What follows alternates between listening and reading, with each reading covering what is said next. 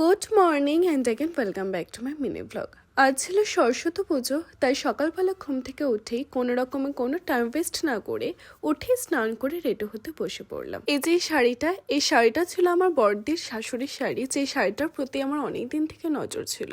কোনো রকমের কোনো প্ল্যান ছিল না আমার, তাও আমি দিদি থেকে এই শাড়িটা এনে রেখেছিলাম, বাই চান্স যদি যাই তাহলে এটাই পরবো। ফার্স্টে আমরা গিয়েছিলাম তনুশ্রীদের ক্লাসে, তনুশ্রীদের সেখানে পুজো করে।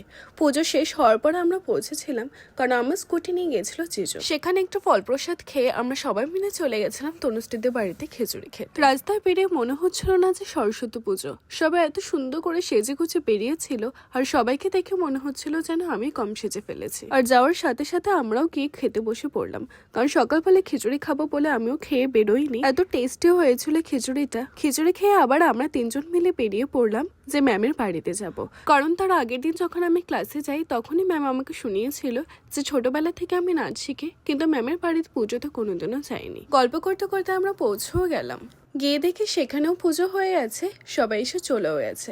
এখন টুকটুক করে কেউ আসছে কেউ যাচ্ছে এরকম। এবার ঠাকুরকে ম্যাম নিজের হাতে শাড়ি পরিয়েছে, এত সুন্দর লাগছিল দেখতে। আমরা চাওতে ম্যামও ভীষণ খুশি হয়েছিলেন, কারণ ওই ছোটবেলা থেকেই আমরা কোনোদিনও ক্লাসের পুজোতে যাইনি। এটা ম্যামের গেছে।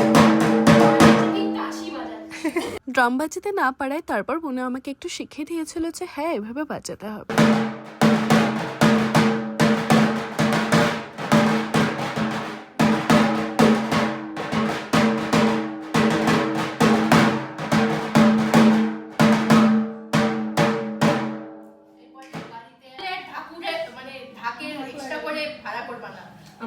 দিদি আছে আমার অল্প আমি দেখি না না কেন দিবে না? হ্যাঁ কেন দিবে না?